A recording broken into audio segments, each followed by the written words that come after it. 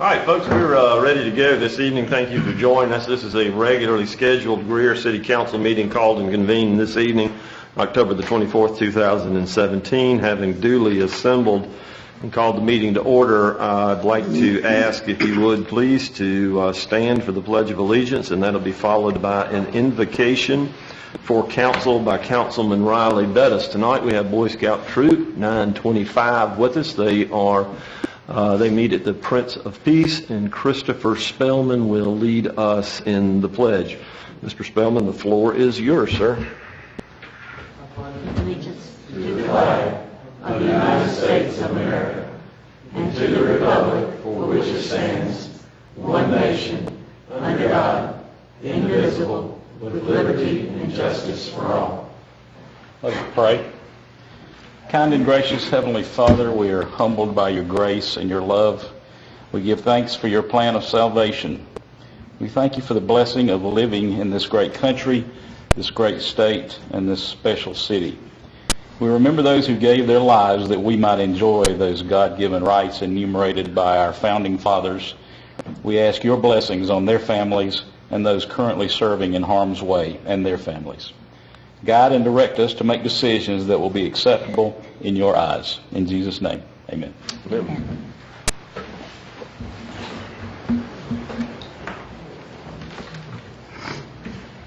We set aside time at the beginning of every meeting for public forum, an opportunity for those folks that would like to address an issue relevant to our agenda to speak tonight. Ms. Duncan, do we have anybody to appear in public forum? No, sir. Thank you. We'll move forward then with the minutes of a council meeting contained in your packet of the minutes from the October 10th meeting. I'll entertain a motion. They be received. So move. Second. Have a motion and a second. Any items of note for the clerk? Hearing none. Ms. Duncan? Mr. Aaronwood?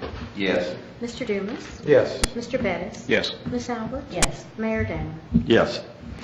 Council, your departmental reports are contained in that packet as well. You've got information from the various different departments there. As always, the administrator, assistant administrator, or department head will be glad to give you an update or information in that regard. This evening we have Mr. Steve Grant, the city engineer, who will be joining us to give us an overview of the Building and Development Standards activity report. The floor is yours, sir. Thank you. Good evening, Mayor and Council. We're here to discuss the monthly report from the Building and Development Standards Office.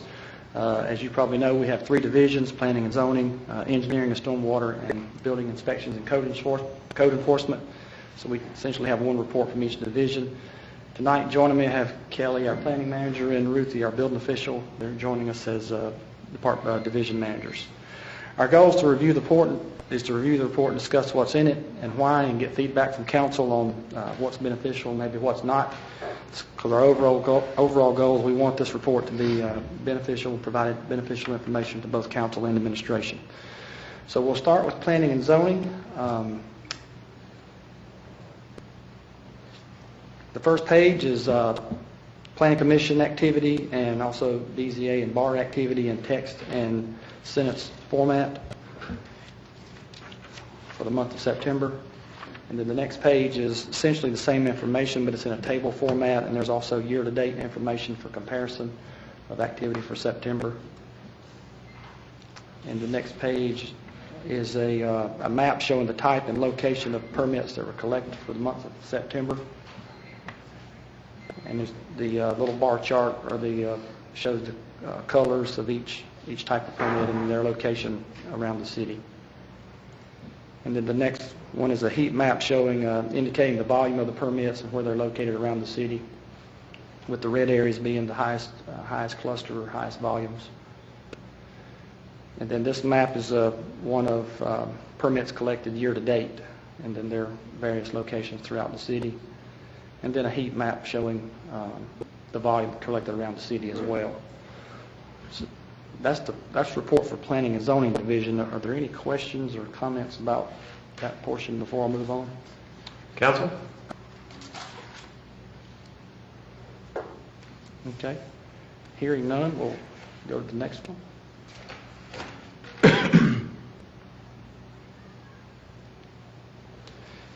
Okay, this is the Engineering and Stormwater Division report. Typically, I start off with a current picture of a project that's under construction right now, this one being Les Jardins subdivision. Pages 1 and 2 are typically subdivisions or development issues that are active for the month. Here we've got views at Mount Vernon, Mayfield Crossing, etc. It's listed here. Usually I've had a meeting or a plan review or some type of inspection for the month on that particular development. Next is ongoing engineering projects and whatever various stage they're in. It's just an update on those. And then miscellaneous is things that come up during the month. I usually list those as miscellaneous.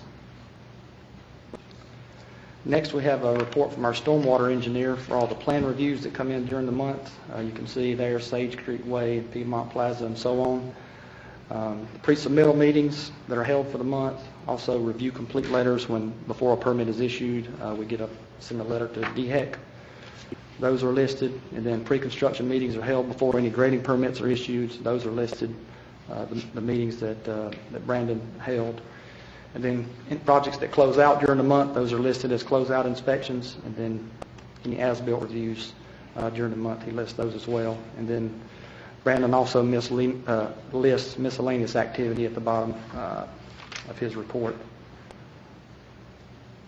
And then next several pages are items from our stormwater inspector, Anthony Copeland. First, we have a list of sites that are inspected monthly as part of our permit. We inspect all active sites. We have over 40 sites that Anthony inspects monthly. You can see the name, the date he inspected it, and the frequency, most of them being monthly. Some of them are the initial. But this is a list of all those sites and dates that he inspects. And then the next little chart is citizen complaints. In the month of September, we had none, or Anthony had none. Next is asphalt activities. Typically, if there's any paving going on, he would list a subdivision there. Had none in the month of September.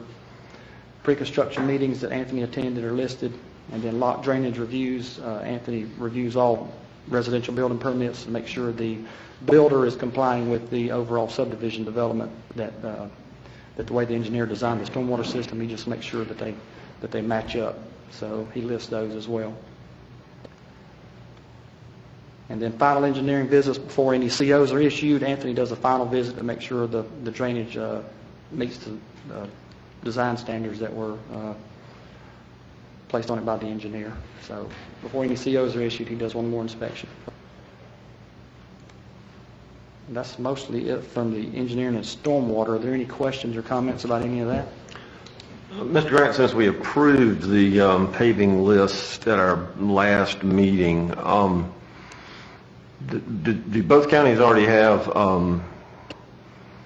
contractors that they're working with on those lists, or is our list submitted for pricing, or how does that work? Our list is submitted as part of others that starts the process. They usually bid out everything over the winter, December, January for next year, and then they award those contracts March, April time frame to get done next year through the summer and into fall. So right now they're wrapping up the 17 paving season, and they'll be issuing proposals for the 18 season over the winter.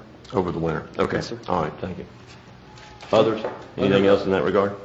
What are the asphalt activities? Do we do, for instance, downtown where there's been a lot of activity with the rework of all the underground infrastructure? Do we look at that? I know that we do a roll test. Am I correct? For the subdivisions, Anthony will be a part of the proof rolls, correct, and he'll be on site when they pave as well. But for CPW work, we typically do not. Anthony's mainly just for development work. How did we, was it Anthony who figured out that the pavement, the substructure was not proper at the intersection of Randall and Depot when we were redoing that intersection, not recently, because the contractor had to come back in, and it was a result of. Oh, that was a proof roll. That was one of our projects. Okay. Yes, sir. So we will not be doing any proof rolls or anything like that for downtown? Oh, yes, for our projects, we do.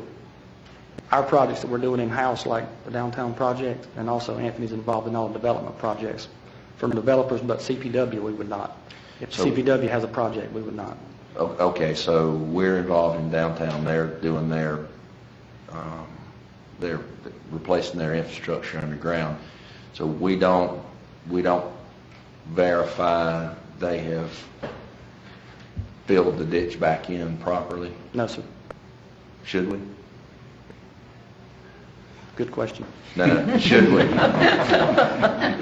Mr. Airwood, if I can interject on the work that's been done so far by CPW and the patches that have been put in place, were put in as a temporary measure, knowing that we're getting ready to come and pull all that up again, and then when we do the work, it'll be done with the proof roll and everything. But the original plan was for them to just fill the cuts that they were making, but we decided that was going to be insufficient. They elected to go ahead and actually asphalt those temporarily, but that's not the permanent Well, that's not the... covers that'll be put in place. Yeah, I kind of figured that.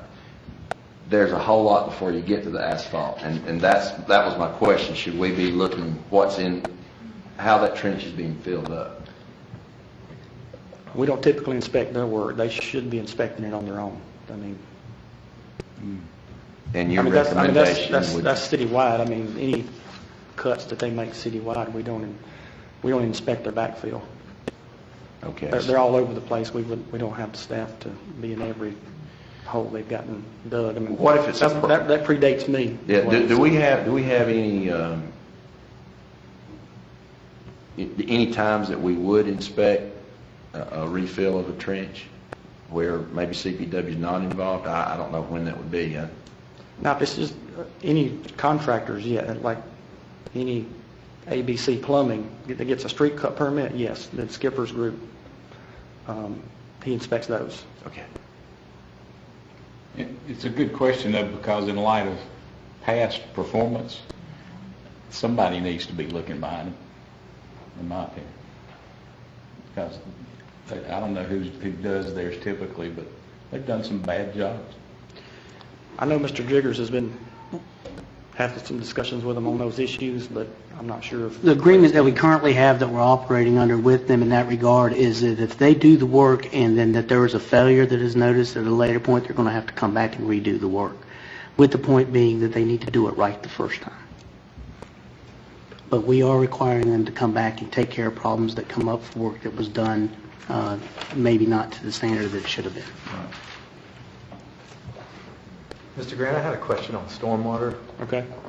I know you talked about a lot of the preliminary work that we do and the work that we do with stormwater to make sure that they're where they need to be before we issue COs and different things like that. What about stormwater management kind of after the fact? I know I'm getting a lot of calls, and it's kind of, I know you're receiving a lot of those specifically with our, in District 4 right now, and I know it's kind of been an ongoing problem. We've got a lot of hills and a lot of water moving from one property to the other, and I know a lot of municipalities, and I'm not sure if any in the upstate have done this, but they have stormwater programs that don't allow individuals to take water from their property and just dump it in one spot on their neighbor's place, just taking their problem and making a problem for someone else. We have the same regulations. I mean, you can't negatively impact your neighbor. The development guidelines and regulations are a lot more stringent today than they were 20 years ago. So I mean, a lot of problems that we see today are because the developments are old and the drainage easements and all weren't recorded and things like that. So water just kind of ran wherever the developers or the builders put the pipes and put the swales. But now currently that's one of the things we do during the plan review stage is make sure all the drainage easements are on the drawings, platted, recorded, so that when these issues come up later, we have a right of egress to address them. What I've noticed in a lot of the existing neighborhoods is the culverts that were cut initially when the neighborhoods were built, they've been filled in and leveled, and so now there's no buffer. There's no way to stop water that runs into their front yard, and there's no channel to take it away. I mean, is that something that we could address moving forward? Are you saying that we have access to the front of the yards to do that? If there's a drainage easement on new developments, that are coming through our shop. Are you talking about an older established neighborhood? Right. I mean, it depends on if there's a drainage easement. In most cases, there's not. I think one of the things that we have found is, particularly in a lot of our older subdivisions, has been the fact that in some cases, the developer took the responsibility to install piping in some regard as opposed to ditching, but over the years, many people have selected to do that themselves as well, too. Mr. Grant and I were talking about a situation that we've got just earlier today, and part of our problem is we don't have right-of-way on that road, and so going in and ditching is going to require that we either acquire right-of-way or enter into some sort of agreement with the property owners or that sort of thing. In some cases, they have chosen to try and pipe it themselves or to do something, and it's exacerbated the problem, but we have limited ability to address it in some regards. Right. Thank you. Yes, sir. Others? Go ahead and proceed. Okay. Leaving engineering and stormwater, moving over to building inspections and code enforcement. The first page here is a list of commercial plan reviews that come in for the month of September. Ruthie does all those reviews. And then the next page is the total construction cost. The top graph is the total construction cost or evaluation of commercial permits for September. Then there's a year-to-date amount there as well. Then also there's a chart for housing starts for the month of September and a year-to-date number there as well. Then the next page is a total cost or evaluation of all permits, being commercial, building, mechanical, electrical, and plumbing, and then a year-to-date figure as well there. And then the lower graph is the number of permits that were issued in the month of September, and then a year-to-date number of permits as well. And then the next chart is a total cost or evaluation of mechanical permits for the month of September. And the next chart is total code enforcement inspections for the month of September, and then also a year-to-date number as well. And then at the bottom there's a miscellaneous permits amount, and that involves demolition permits, sprinkler permits, that kind of things are miscellaneous, fall under that category. And that's it for building inspection and code enforcement. Any questions or comments about any of that information? Do we, in a much bigger sense, out of your department, the information you have as far as plan reviews, I guess you could go all the way back to plan reviews, or maybe even, you'd have to have a plan review, then a pre-construction meeting, right? Mm-hmm. Is that information passed along to other departments to be used, however beneficial they as far as finance? Well, okay, we've got so many projects that have come to be for our approval, and of course all of them don't go, but but do we use that information when it comes to planning for the future, budgeting? Or, You mean the fees? no, not fees. I'm talking about you can pick up trends. Right. For instance, we're having a big run on housing starts, and if we see that start to dip off, or on our industrial or commercial side, you start to see less and less plan reviews, which indicates, okay, then on down in the future, there's not going to be those dollars being funded into the city. Right. We talked about some of this back during the budget process on doing some looking back while we look forward, and we're going to be incorporating some of that going forward into our reports. And the reports are available to anybody that wants to take a look at them. So, I mean, it's, if there's some desire to get that information, I mean, it can be acquired pretty easily in-house. I know one of the things that we hear Skipper tell us from time to time is man, I need to start buying up trash cans. And so, I think they do look at it, so. But you should see this tweaking a little bit going forward, adding some of that historical information, compare it to this year, 2015, 2016, compared to what we are now, kind of see where we're tracking. So we are going to be adding some of that.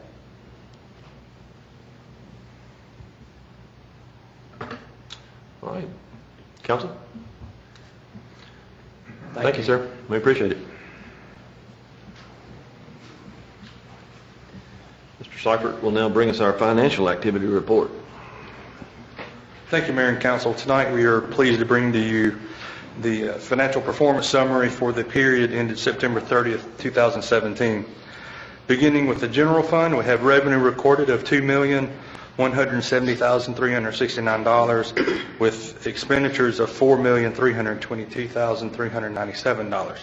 That amount on the expenditure side is 6% under budget at September 30th. Referencing our dashboards, we have a combined positive variance of $1,110,828. And our carrying cash balance at September 30th is $11,633,942. Moving to the hospitality fund, we have revenue recorded of $546,000 with expenditures of $101,000. The revenue line there for hospitality is 2% over budget, and we have a carrying cash balance of $1,652,412. And finally, in our stormwater fund, we have revenue recorded of $19,694 with expenditures of $45,547 and a cash balance in the stormwater fund of $1,158,373. So that's our summary performance financial summary report for September 30th, 2017. Be happy to take any questions you may have. Council? Thank you, sir. Thank you. With that, we'll move to the administrator's report. Administrator is out of town presently and is at a conference where he is serving on the board, a municipal conference related to the activities of administrators, and we're happy to give him that opportunity and afford him the ability to participate in that group as a board member. And so with that, we'll ask the Assistant Administrator, Mr. Mike Sell, to give our report this evening. Thank you, Mayor. Good evening, Council. We do have some calendar items, some calendar reminders for you. Starting off with coming up on, I believe, Thursday on the 26th is one of our business appreciation luncheons that Greer Development Corporation host. It'll be at Carolina Tool Works over on the corner of South Buncombe and Poplar Drive from 12 to 1:30. Good opportunity to get out, meet some of the folks in our business community in that area. It's usually a very good conversation. They're very appreciative when we come out there. Encourage you, if your schedule allows, for you to attend. Also coming up this week is a wellness event. If you're looking to get any additional points that you might need for lunch and learns, we're having a pumpkin chunkin' and a friendly flag football game over at City Stadium from 3:30 to 4:30. So if your schedule allows, please come out and join those staff that want to go and throw some pumpkins and, I guess, play some flag football. Also, one of the things I wanted to bring to your attention is that our wellness nurse has been in the office filling her wellness appointments through our wellness program. It's been in such high demand this year that we've had to add some additional dates. So if you still need to schedule time to visit with the nurse, we have added the dates of the 17th of November and the 30th of November. And if you contact either her directly, or if you need to coordinate that through the HR staff, they can set up an appointment for you. But we have added 2 additional dates to help fill the demand. Just as a point of information, the deadline for turning in your information for the wellness program is December the 1st. Also, coming up on the 28th, which is this Saturday, we are in cooperation and in partnership with Greer CPW. We're having a to celebrate Drug Take Back Day. We will be having a drug drop-off location over at Greer CPW from 10 a.m. to 2 p.m. To collect unused prescription medications. Our Sergeant Jeff Smith is coordinating that for us. Last year we took about 90 pounds in. That continues to grow every year that we offer that service. And of course we have regular drop-off points that folks can drop off medications anytime up at the Police and Courts building as well. Also this weekend on Sunday is Halloween Hoopla, again in partnership with the Church at Greer Station here at the park from 4 to 8. You have kids with costumes, and we'll be giving out candy. We'll have entertainment. The event is free. There will be some rides that are at a minimal cost, and food will be available at a minimal cost as well. So usually a well-attended event for us, and we're looking forward to having the kids and their families visit with us that Sunday evening from 4 to 8. Also, to make you aware, as a reminder, is that our open enrollment period ends on October 31st. If you still need to get in your benefit elections information for insurance, flexible spending, whatever, the deadline for getting that information is October 31st. An event that will occur before we have an opportunity to meet again is Lake Robinson Day. This is a rescheduled event. The previous event was canceled due to, I think it rained. We had thunderstorms when it was originally scheduled, but it's going to be on the 11th from 10 a.m. to 3 p.m. out at Lake Robinson. And of course, we partner with the Friends of Lake Robinson, Greer CPW, and ourselves to hold that event during that time. Finally, just a thank you. We held our annual employee safety breakfast this past Friday.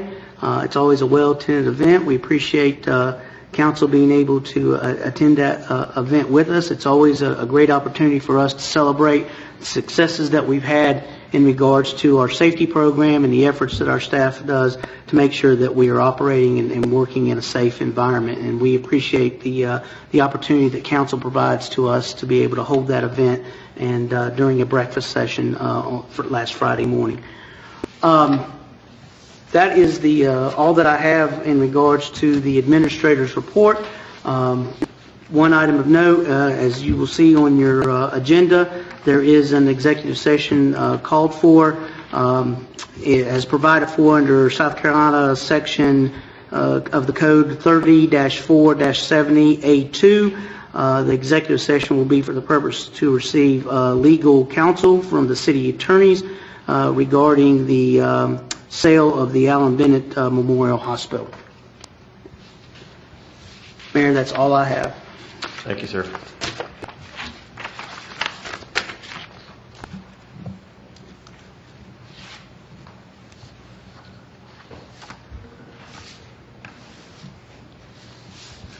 With that, then, we'll move to appointments of boards and commissions, the first of which is the Board of Zoning Appeals. We have a vacancy in District 4 where we had a resignation. Any information in that regard? I have someone I'd like to appoint, but I will not do that tonight. I'll get his resume and information to you prior to next meeting and be ready to go with that. Thank you, sir. Housing Authority has a term that will expire 10/31/2017. As you will see, there is a note here that the Greer Housing Authority's Commissioner Julie Barnes' term will expire October the 31st, 2017. Ms. Janice Fowler, who is Executive Director of the Greer Housing Authority, has asked that we reappoint Ms. Barnes to that position. I will ask someone to make that nomination, please. So motion. Have a motion? Do I hear Second. and a second? Any discussion or question in that regard? Hearing none. Ms. Duncan? Mr. Arrowood, Yes. Mr. Dumas, Yes. Mr. Bettis, Yes. Ms. Albert, Yes. Mayor Danner. Yes. Council will proceed with items of old business, the first of which is the second and final reading of ordinance number 34-2017. This is an ordinance to change the zoning classification of properties owned by Nehemiah Community Revitalization Corporation located on Oakland Avenue from C2 to R7.5. Ms. McCormick, you have this information in that regard? There is no new information to present at this time. However, the request is for rezoning as future residential development. All right. Thank you, ma'am. On the recommendation of staff, I'll entertain a motion to receive second reading of number 34-2017. Second. Have a motion and a second. Any questions? Comments? Hearing none. Ms. Duncan? Mr. Arrowood, Yes. Mr. Dumas, Yes. Mr. Bettis, Yes. Miss Albert, Yes. Mayor Danner. Yes. Council, the second item before us this evening is the second and final reading of ordinance number 35-2017. This is an ordinance to change the zoning classification of property owned by Curtis and Gwen Hawkins and Meredith Shannon located at 906 South Buncombe Road from R15 single family to C2 commercial. Ms. McCormick, any new or additional information in regards to ordinance 35-2017? Not at this time, thank you. With that, I'll entertain a motion to receive. So motion. Second. Have a second. Floor is open for discussion. Hearing none. Ms. Duncan? Mr. Arrowood, Yes. Mr. Dumas, Yes. Mr. Bettis, Yes. Miss Albert, Yes. Mayor Danner. Yes. Item C, second and final reading of ordinance number 36-2017. This is an ordinance to change the zoning classification of properties owned by C. Allen Fowler located at 3381 and 3375 Brushy Creek from OD, which is an office district, to S1 service district. Any additional or new information, Ms. McCormick, in regards to number 36-2017? Not at this time, thank you. On the recommendation of staff, I'll entertain a motion to receive. So moved. And a second. Second. Floor is open for discussion.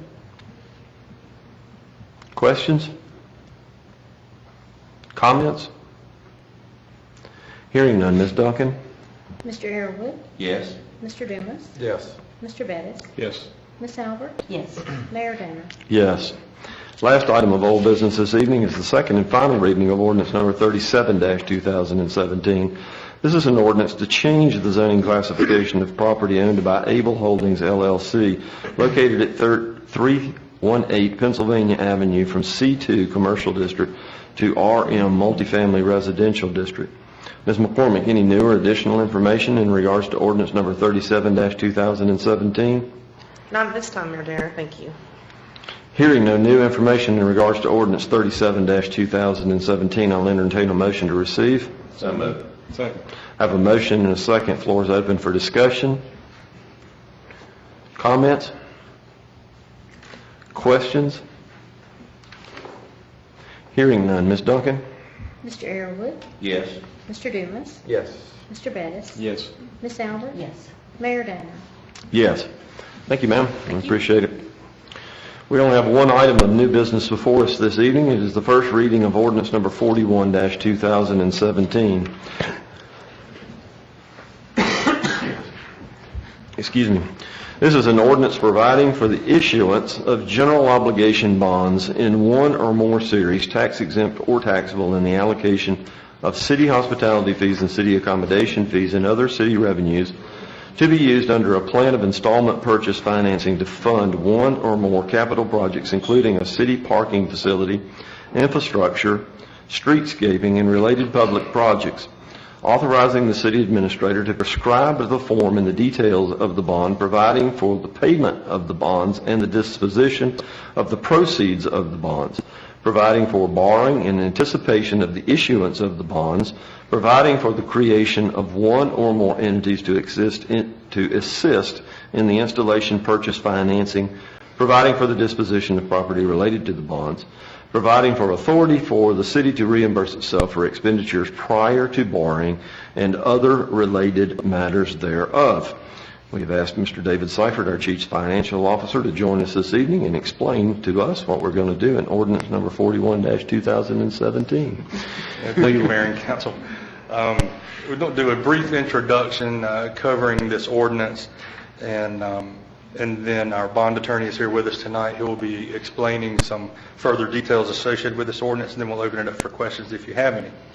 So beginning with the ordinance itself, Ordinance 41, 2017 is the enabling legislation to authorize funding for the construction or renovation of several projects, all of which have been identified in our community master plan. In addition, it provides the funding mechanism to support the development agreement with Sycamore Greer LLC that the council approved at its October 10th meeting. There are 3 anticipated projects that comprise the estimated value of funding being authorized with this ordinance. These are construction of a parking facility estimated at $6.5 million, renovations to the Center for the Arts and the surrounding park estimated at $2.5 million, and the construction of the downtown streetscape and infrastructure project estimated at $3,225,000. Together with issuance costs and estimated premiums, we anticipate net usable proceeds for the projects of approximately $13 million. And lastly, it is important to note that these funds are anticipated to be provided without any tax increase to the city or its citizens. Now we're going to invite Michael Kozlarek to come up with me. He is our bond attorney. He's going to discuss a couple of issues and the timing of this process. Thank you, sir. We appreciate you joining us this evening. Thank you. As David said, I'm Michael Kozlarek with Parker Poe Adams and Bernstein from our Greenville office. As always, the chief financial officer gets to steal the thunder and say there's no tax increase. So I'm going to say that one more time so that it seems like I'm just as much fun as he is. Because otherwise what you heard is the mayor read a very long ordinance title, which is unfortunately my fault. What I do want to tell you tonight, when you have an opportunity later to read this very long ordinance, not just the title, the 3 main issues that I want to point out as the highlight. The first is that the ordinance permits the use of a third-party entity to actually borrow the money. This is a structure that the city has used before. In fact, the building we're sitting in was done by using the Greer Trust. So this ordinance provides for the exact same structure as how this building was financed. That's probably the most important thing to remind everybody of, is how this structure is set up. The second thing that the ordinance permits is that the city can use hospitality and accommodations fee money to actually pay for the projects that David mentioned. That is the manner in which there will be no general obligation or no property tax increase. And so this ordinance permits that. It would be something that the city would need to appropriate every year as part of its budget process, but this is the initial step in doing that. And then the third thing is, you will note, as the mayor read in the ordinance title, and as you look through the ordinance, there is a lot of information in here about general obligation bonds. The city is not actually borrowing any money. Okay, again, I want to say that one more time. The Greer Trust is actually going to borrow the funds. As was the case, however, with this facility and the structure that this facility was financed underneath, the manner in which the financing is rated by the credit or by the rating agencies, and how investors determine whether they will buy the Greer Trust's bonds, is essentially based on the city's credit rating. Well, the highest and best credit rating that the city has is its ability to issue general obligation bonds, which are backed by the taxing authority of the city. So what this ordinance actually does is permit the city to borrow in the event that hospitality taxes or accommodation taxes are insufficient to pay the debt service to the Greer Trust. Again, this is, you may not remember, but this is nearly identical, if not exactly identical, to something you did several years ago when this building was financed. So those are sort of the 3 highlights from the ordinance. Just very quickly, a little bit about the process.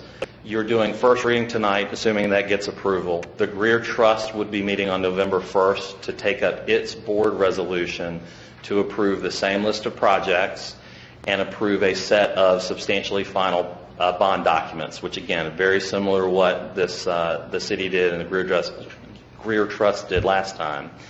After that meeting, this would come back to council for a second reading at your November 14th meeting. So second reading of this ordinance.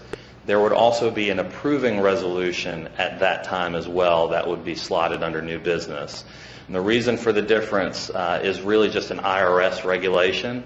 Because the ordinance approves, again, hitting the three highlights, those three basic items that I talked about earlier, the resolution is more specific in that it really specifically approves the Greer Trust's ability to go out and borrow the funds so that we're compliant with the federal tax code.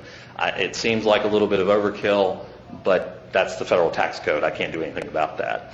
I'm certainly happy to answer any questions about the rest of the process. Obviously, as David mentioned, not only are these projects that were discussed in part of the community master plan, but particularly the garage and the streetscaping are also related to the Sycamore Development Agreement and the promises that the city made with respect to that agreement.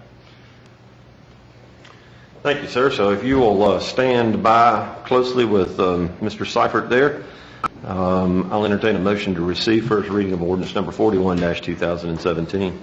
So motion. I have a motion and a second. And the floor is open for discussion or questions.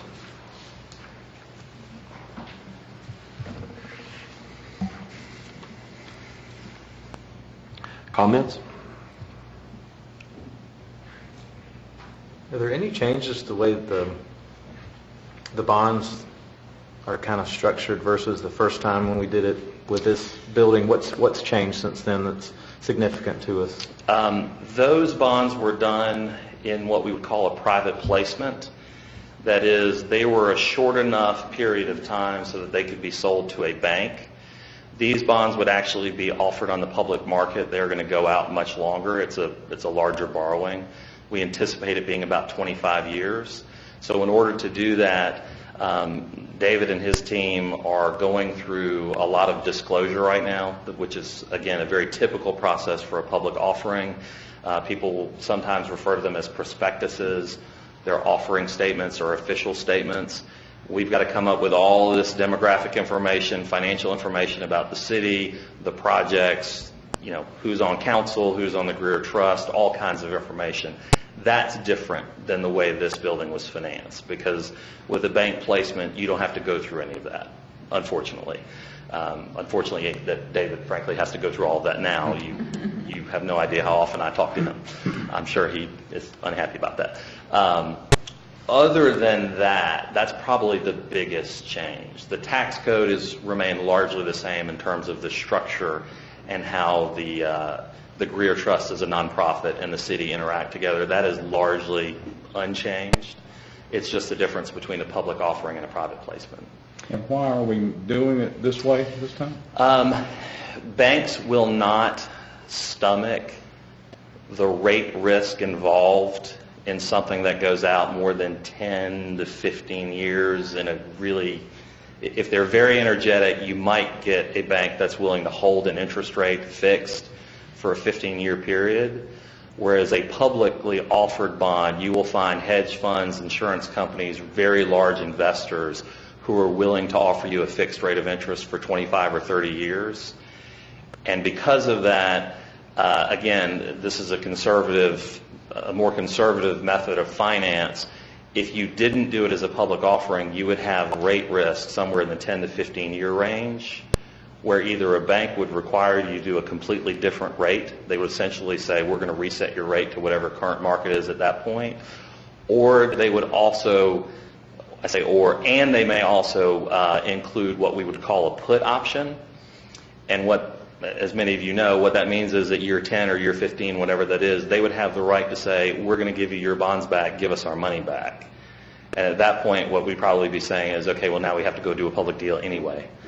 So rather than do it twice and run the risk that rates move up, which they have been historically low for 10 years, I don't have a crystal ball or I wouldn't be standing here. But my suspicion is that over the next 10 to 15 years, you are going to see rates continue to increase as they have some. We also don't know what will happen with any tax proposals that have been introduced by the president either this year, next year, or in the future, which may have some impact on rates as well. So by doing it as a 25-year public offering, you have one fixed rate of interest for the life of the deal, and you don't have to worry about it anymore. And so from David's perspective, for planning purposes, he knows exactly what those payments will be for the remainder of the 25 years with no risk that they go up, that a bank tells us, give us our money back in 10 years, any of those kinds of risks. Based on our bond rating, I don't think there's going to be an issue that these bonds sell, right? I mean, we'll have the money to do the project. We expect that, yes. And to that point, because the city does not have a current public rating, there is the last bonds that the city had outstanding that were publicly sold was 2010. When they refinanced, right. So when we go into a privately placed mode of finance, the banks don't actually require that you get a rating from Moody's or S&P or any of those folks. So we are going through that process again now. We anticipate that there shouldn't be any issue with the city's rating. Obviously, some of the information that David gave you earlier in his report are very strong indicators. The fund balances, those are all very strong indicators. We will have a rating back from, we anticipate, we will have a rating back from at least S&P by the 13th. So certainly at second reading, we anticipate being able to tell you what that is. We anticipate selling the bonds somewhere around the 30th of November, so certainly after the Thanksgiving holiday, and then closing about 2 weeks later. So I'll be able to give you an update at second reading. Are the bonds just sold in one big chunk, or are they just in? How do they break them out? How can investors make those purchases? Sure. So this is a little bit different than your typical car loan or your typical home mortgage. When you sell something privately to a bank, it is much more like that. So they will give you a 10-year note, and the note may have principal payments, again, much like your car loan or your home mortgage, but it is one fixed rate of interest for the entire 10 years, and it's amortized so that typically people have level debt service, right? You're making the same monthly payment every month. For bonds that are sold publicly, what they typically do is each year's maturity, so each year's worth of principal, is a separate bond. So you may have one investor who buys the maturity of 2018. You may have a different investor who buys the maturity of 2019. So in aggregate, the Greer Trust will still borrow whatever the, plus or minus $13 million, but they may be selling it to 25 different investors. So it's a little more complicated, but the end result from the city's perspective is when you put all of those together, you end up with the amount of proceeds that you need. You end up with a blended fixed rate of interest. So each individual note essentially may be a different interest rate, but in terms of aggregating them all together, when you look at a debt service table, it would look very much like your mortgage payment or your car payment, except payments are every 6 months rather than every month. And that way, again, from a finance perspective and a planning perspective, it is much easier to look at that and say, okay, I still know every 6 months this is the one principal and interest payment. 6 months from now, this is the interest payment. And I don't have to worry about who's on the other side of that because it's sort of all aggregated with a clearinghouse. And if you really want to get into the weeds, I'd be happy to pull you aside because this is all I do all day long. So I will be free to waste everyone's time here tonight. The Boy Scouts had no idea what they were in for. I was going to say, don't. Yeah. We're losing 2 or 3 of them. Right. Yeah. I'll go find them after the meeting. Others, council? Questions? Comments? Ms. Duncan? Mr. Arrowood, Yes. Mr. Dumas, Yes. Mr. Bettis, Yes. Ms. Albert, Mayor Danner. Yes.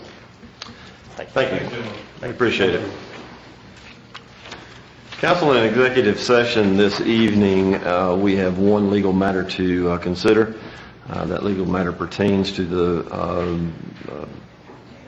sale of the Allen Bennett Hospital and matters thereof. I'll entertain a motion that we adjourn to the executive session for the discussion regarding the sale of the Allen Bennett Hospital. So moved. I have a motion. Do I hear a second? Second. Have a motion and a second. Ms. Duncan? Mr. Arrowood, Yes. Mr. Dumas, Yes. Mr. Bettis, Yes. Ms. Albert, yes, Mayor Danner. Yes. Council, in executive session, we've considered one legal matter regarding the sale of the Allen Bennett Hospital. We've taken no action in that regard, only receiving legal information. I'll entertain a motion that we come out of executive session. Second. Have a motion and a second. Ms. Duncan? Mr. Arrowood? Yes. Mr. Dumas? Yes. Mr. Bettis? Yes. Ms. Albert? Yes. Mayor Danner? Yes. Stand adjourned.